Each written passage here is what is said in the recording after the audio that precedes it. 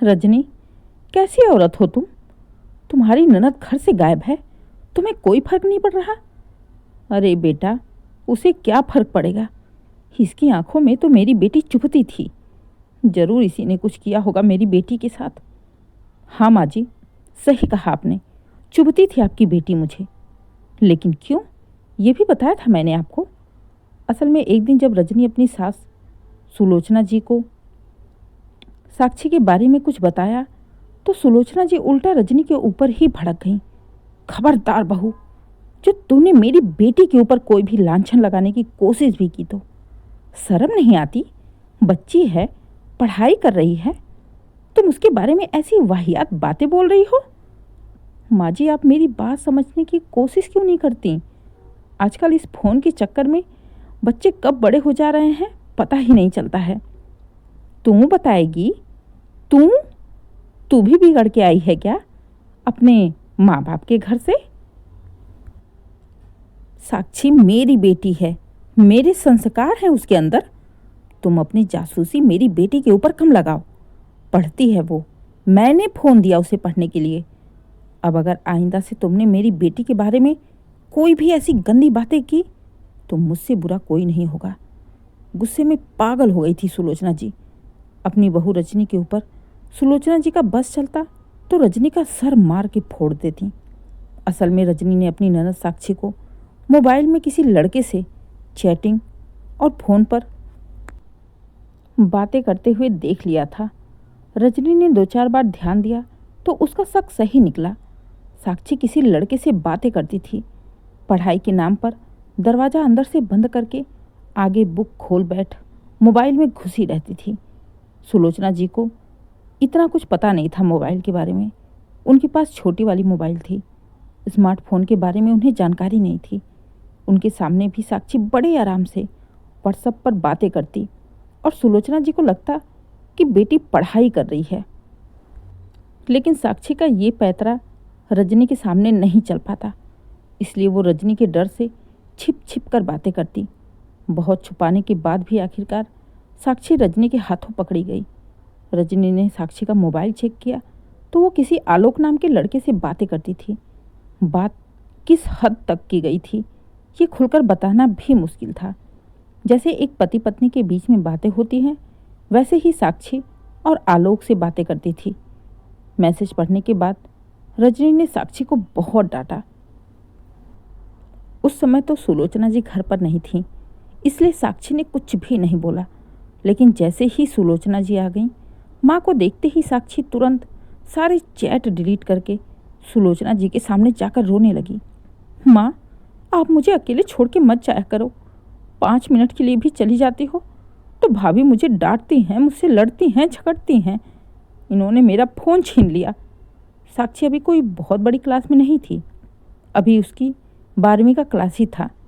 छोटी उम्र थी, फिर भी माँ की सह पाकर वो हर रंग में रंग गई थी। साक्षी को रोता हुआ देख सुलोचना जी गुस्से में बौखलाई पहुंच गई रजनी के पास। बहू, तुम्हारी हिम्मत कैसे हुई? तुमने मेरी बेटी को डांट लगाई, उसका फ़ोन छीन लिया। तुम होती कौन हो? माँ जी, इस समय मैं कौन हूँ कौन नहीं हूँ ये जानना जरूरी नहीं है। इस समय तो आपको ये जानना चाहिए कि आपकी बेटी क्या गुल खिला रही है। उसकी हरकतों पर ध्यान देना चाहिए। आपको पता है क्या करती है फ़ोन में? फ़ोन में किसी आलोक नाम के लड़के से बातें करती है, दिन रात उसके साथ चैटिंग करती है, रात रात भर बातें करती है। आपको भनक है इसके बारे में? हाँ है, मेरे सामने बात करती है, अपने दोस्त से करती है, किसी लड़के से नहीं। और कोई चैटिंग वैटिंग नहीं करती, लिखती पढ़ती रहती है मोबाइल में। माँ जी, मैं आपको कैसे समझाऊं? मुझे समझाने की ज़रूरत नहीं है, बोल दिया ना तुझे। चुपचाप मेरी बेटी का मोबाइल दे दे और आइंदा से मेरी बेटी का पीछा करना छोड़ दे। उस पर नज़र मत रख। उसे पढ़ना है, कुछ बनना है। जलन हो रही तुझे? तुम माँ बाप के घर से ज़्यादा पढ़ लिख कर नहीं आई, इसलिए चाहती है ना कि मेरी बेटी भी ना पढ़े, पढ़ लिख कर कुछ बन ना जाए। ला फ़ोन दे और आइंदा से मेरी बेटी और उसके फ़ोन को हाथ मत लगाना।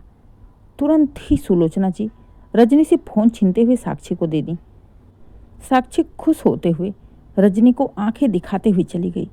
घर में कोई भी साक्षी को बोलने वाला नहीं था। साक्षी के पापा और भैया दोनों दिन भर ऑफिस में ही रहते।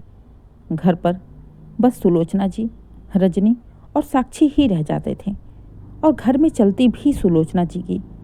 रजनी ने सुलोचना जी को बहुत समझाने की कोशिश की, लेकिन जब सुलोचना जी को सुनना ही नहीं था तो भला वो क्या समझाती। हार कर शांत हो गई रजनी, लेकिन चोरी चोरी ही सही वो साक्षी पर नज़र बनाए रखी थी, क्योंकि इस बार उसे पूरे प्रूफ के साथ बात फिर से अपने पति राघव और ससुर जी को बतानी थी। लेकिन इस बार साक्षी भी सतर्क हो गई थी। अब वो अपना फ़ोन साइलेंट पर करके रखती थी। रजनी भी हाथ धोकर साक्षी के पीछे ही पड़ी थी, लेकिन उसे फ़ोन ही नहीं मिलता। एक दिन उसने साक्षी को धीरे से अलमारी में कपड़ों के पीछे से फ़ोन निकालते हुए देखा। अगले दिन साक्षी जैसे ही कॉलेज गई, वहाँ पर फ़ोन ले जाना नहीं होता था, इसलिए रजनी को यही मौका मिला। उसने तुरंत फ़ोन निकाला तो फ़ोन में साक्षी का आलोक के साथ लंबी चौड़ी बातें हुई थी, जिसमें साक्षी ने रजनी का भी जिक्र किया था। उसने रजनी की सारी बातें आलोक को बताई थी कि कैसे भाभी को उन दोनों के बारे में पता चल गया है, भाभी ने फ़ोन छीन लिया था। सब कुछ साक्षी ने आलोक को बता रखा था, लेकिन रजनी को तो कुछ ऐसा चाहिए था, कोई ऐसी बात जिससे कि वो साक्षी और आलोक के बारे में कुछ साबित कर सके। ये तो नॉर्मल बातें थीं। करीब एक हफ्ते बाद ही रजनी को आखिरकार साक्षी के फ़ोन से कुछ ऐसा मिला जिसे देख रजनी के होश उड़ गए। उसने तुरंत ही उस मैसेज का स्क्रीनशॉट लेकर अपने फ़ोन में भेज दिया और 4 दिन बाद ही साक्षी घर से गायब हो गई। सुबह से शाम हो गई, साक्षी का कोई पता नहीं था। सुलोचना जी छाती पीट पीट कर रो रही थी, लेकिन अपने बंद कमरे के अंदर, ताकि अगल बगल किसी को कुछ पता न चले। लड़की की बात थी, इज्जत का सवाल था, समाज में थू थू हो जाती। आखिर साक्षी गई तो गई कहाँ? साक्षी के पापा और भैया दोनों की हालत खराब थी।